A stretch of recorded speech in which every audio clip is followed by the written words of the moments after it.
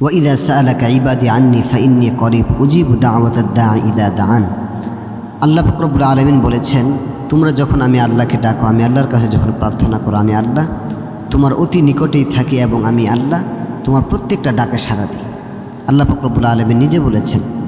কাজে অনেক সময় দেখা যায় আমরা রবের কাছে চেয়েই যাচ্ছি, প্রার্থনা করেই যাচ্ছি, কবুল হচ্ছে না। খুব অবাক হই যে রব বলেছেন শেষ রাতে ডাকলে তিনি শোনেন। হুজুররা বলেছেন অমুক অমুক জায়গায় ডাকলে, অমুক অমুক সময়ে ডাকলে আল্লাহ শুনেন, কিন্তু ডেকেই যাচ্ছি, কবুল তো হচ্ছে না। তো আসলে কবুল কেন হচ্ছে না আমার আপনার দোয়া? এই জিনিসগুলো মিলাবেন, যে এই জিনিসগুলো যদি আপনার ভিতর থাকে তাহলে আপনি দোয়া করতে করতে করতে করতে যদি মাটিতে মিশেও যান, আপনার দোয়া কবুল হবে না। কাজে আমরা সর্বপ্রথম মিলাবো যে এই বদগুণগুলো আমাদের ভিতর আছে কিনা। যদি থেকে থাকে তাহলে আমরা চেঞ্জ করে নিব, অন্যথায় আমাদের দোয়া কবুল করা হবে না, আমাদের দোয়া অ্যাকসেপ্ট করা হবে না।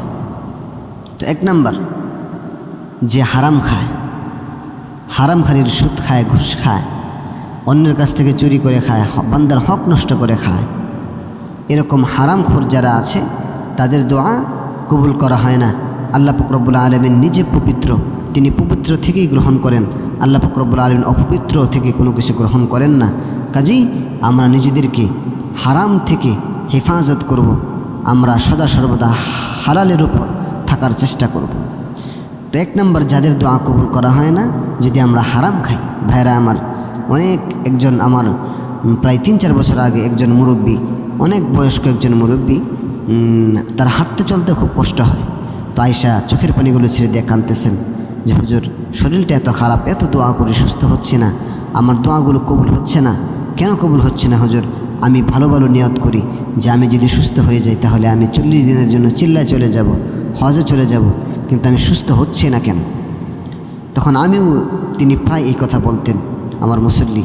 হঠাৎ একদিন আমি ভাবলাম, কি রে, মুরব্বিটা এত দোয়া করে তার দোয়া কবুল হচ্ছে না, কারণটা কি? তার সম্পর্কে একটু যাচাই করতে লাগলাম, সে কেমন, তার দোয়া এত কান্নাকাটি করে, এত সুন্দরভাবে আমার কাছে এসে কাঁদে, তার দোয়া কবুল হইতেছে না, দুঃখের কথাগুলো বলে, কারণটা কি? তখন খোঁজ নিয়ে দেখলাম তিনি সুদের সাথে মারাত্মকভাবে জড়িত। তখন চিন্তা করলাম যে সুইচ বন্ধ করে ফ্যান চালানোর আশা করা যেমন বোকামি, হারাম খেয়ে নিজের জীবনের দোয়াগুলো কবুল করার আশা করাটাও তেমন বোকামি। কাজে ভাইয়েরা আমার, যাদের দোয়া কবুল হচ্ছে না, হারাম ছেড়ে দেন, ইনশাল্লাহ আপনার দোয়াগুলো অটোমেটিক আল্লাহর কাছে পৌঁছায় যাবে। এরপর যাদের দোয়া আল্লাহ পাক রব্বুল আলামিনের কাছে কবুল হয় না, যারা আল্লাহ ব্যতীত অন্য কারো কাছে চায়, ইয়্যাকা না'বুদু ওয়া ইয়্যাকা নাস্তাঈন, কেবল আমাদের রবের কাছে আমাদের সাহায্য চাইতে হবে, দ্বিতীয় অন্য কারো কাছে আমাদের সাহায্য চাওয়া যাবে না। কাজেই যারা রব ব্যতীত, রবের কাছে চাইলাম, আবার মাজারে গিয়ে চাইলাম, রবের কাছে চাইলাম, কোনো সাধুর কাছে গিয়ে চাইলাম, রবের কাছে চাইলাম, আবার গাছের কাছে চাইলাম, রবের কাছে চাইলাম, বিভিন্ন বাহিনীর কাছে চাইলাম, দুনিয়ার কোনো মানুষের কাছে একবারে ধন্যা দিয়া পড়ে থাকলাম, কোনো মানুষই আমার রিজিকদাতা, কোনো মানুষই আমার কল্যাণদাতা, এরকম বিশ্বাস যখন আমরা স্থাপন করব, তখনও রব আমাদের দোয়া কবুল করবে না। আমাদের দোয়াগুলো রব ফিরায় নেবেন, আমাদের দোয়াগুলো পেন্ডিং হয়ে থাকবে, আমাদের দোয়াগুলো অ্যাকসেপ্ট হবে না, আমাদের দোয়া আমাদের দরখাস্তগুলো মঞ্জুর হবে না। কাজেই ইয়্যাকা না'বুদু ওয়া ইয়্যাকা নাস্তাঈন, এই আয়াতের দিকে আমরা খেয়াল রেখে কেবল রবের কাছে আমরা চাইব, তার প্রতি বিশ্বাস স্থাপন করব, দ্বিতীয় অন্য কারো প্রতি আমরা বিশ্বাস স্থাপন করব না, অন্য কারো কাছে আমরা চাইব না, কেবল আল্লাহর কাছে ইনশাআল্লাহ আমরা চাইব। এরপর 3 নম্বর, আমরা চাইব আমাদের অন্তরে পরিপূর্ণ ইয়াকিন থাকতে হবে, বিশ্বাস থাকতে হবে যে আমার রব, আমার মালিক আমাকে কখনো ফিরিয়ে দিবে না। অবশ্যই আমার রব আমার জীবনের যত দরখাস্ত আছে সব দরখাস্তগুলো কবুল করবেন।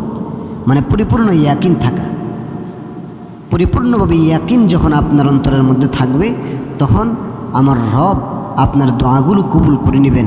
নবী করিম সাল্লাল্লাহু আলাইহি ওয়াসাল্লাম বলেন, উদউল্লাহ ওয়া আনতুম মুকিনুনা বিল ইজাবা, বান্দা আপনি আল্লাহর প্রতি যেমন বিশ্বাস স্থাপন করবেন, ইয়াকিনটা আপনার যেমন হবে, ইয়াকিন আপনার যত শক্তিশালী হবে, যত মজবুত হবে, আপনার রব আপনাকে তত সহজে দিয়ে দেবে। কাজেই আমরা যখন আল্লাহর কাছে চাইব, একদম অন্তর থেকে আমরা বিশ্বাস করব যে আমার রব আমাকে দিবে, আমার রব আমাকে হতাশ করবে না, আমার রব আমাকে নিরাশ করবে না। 4 নাম্বার, ভাইরা আমার, আমরা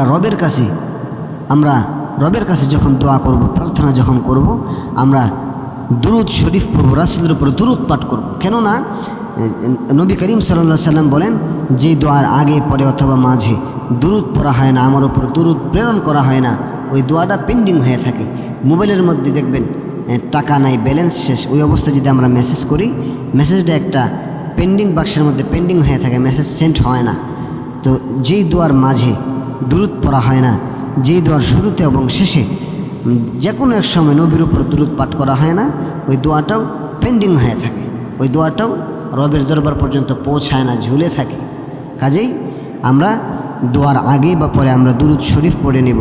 দুরুদ পড়ার যারা আমাদের পেন্ডিং হওয়া দোয়াগুলো আল্লাহর পর্যন্ত পৌঁছে যাবে, আমাদের দোয়াগুলো রব শুনবেন, দেখবেন, আমাদের দোয়াগুলো রব কবুল করে নেবেন। কাজেই দোয়ার আগে পরে আমরা দুরুদ পাঠ করব। যদি দুরুদ না পাঠ করি, সে দোয়াও অ্যাকসেপ্ট হবে না, গ্রহণ হবে না। ভাইরা আমার, এরপর দোয়ার সাথে সাথে নিজের চেষ্টা করতে হবে। কয় না, দোয়াও দরকার, দাওয়াও দরকার। দোয়ার সাথে সাথে আমাদের পরিপূর্ণ চেষ্টা থাকা, যে কাজটার জন্য আমরা দোয়া করছি, সেই কাজটার জন্য আমরা দোয়া করে ঘরের মধ্যে বসে থাকবো না, সেই কাজটা যেন হাসিল হয়, সেজন্য আমরা অন্তর থেকে পরিপূর্ণ চেষ্টা করব। চেষ্টা করা বান্দার কাজ, দেওয়া আল্লাহর কাজ।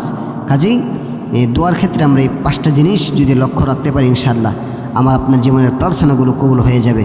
1 নাম্বার, হারাম থেকে নিজেকে হেফাজত করতে হবে। 2 নাম্বার, রব ব্যতীত অন্য কারো কাছে চাওয়া যাবে না। 3 নাম্বার, পরিপূর্ণ ইয়াকিন থাকতে হবে, ইয়াকিনের ক্ষেত্রে দুর্বল হওয়া যাবে না। 4 নাম্বার, রাসূলের উপর দুরুদ পাঠ করতে হবে। দোয়ার আগে পড়েন বা শেষে পড়েন বা মাঝখানে পড়েন। এখন দুরুদ নিয়ে অনেক ফিতনা, যে হুজুর কোন দুরুদ পড়বো, দাঁড়ায় পড়বো না বসে পড়বো, শুয়ে পড়বো না চিত হয়ে পড়বো না কাত হয়ে পড়বো। আসলে চিত হয়ে কাত হয়ে দাঁড়ায় না বসে, এতে কিছু বাবার টাইম নেই। শুধু আমরা দোয়ার আগে পরে কমপক্ষে পড়ে নেব সাল্লাল্লাহু আলাইহি ওয়াসাল্লাম, সাল্লাল্লাহু আলাইহি ওয়াসাল্লাম। এই দুরুদটাও যদি আমরা পড়তে পারি, ইনশাআল্লাহ আমাদের দোয়াগুলো আল্লাহর আরশ পর্যন্ত পৌঁছে যাবে, আল্লাহ পর্যন্ত পৌঁছে যাবে। আমাদের দোয়াগুলো ইনশাআল্লাহ অ্যাকসেপ্ট হয়ে যাবে, গ্রহণ হয়ে যাবে, কবুল হয়ে যাবে। কাজেই দুরুদ পাঠ করব আমরা দোয়ার আগে, মাঝে কিংবা পরে। এরপরে 5 নাম্বার, দোয়ার সাথে সাথে চেষ্টাও করতে হবে। এই 5টা জিনিস যদি আমরা লক্ষ্য রাখতে পারি, ইনশাআল্লাহ আমার আপনার জীবনের যা মুনাজাত আছে, জীবনের যা দোয়া দরখাস্ত আছে, সব আল্লাহ পাক রব্বুল আলামিন অ্যাকসেপ্ট করে নেবে।